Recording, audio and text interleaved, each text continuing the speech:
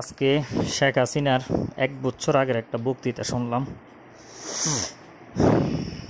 বেগম খালেদা জিয়ার অসুস্থতা নিয়ে উনি বলতে আছে ওনার লিভারের রোগ, বিদেশ নিতে হবে।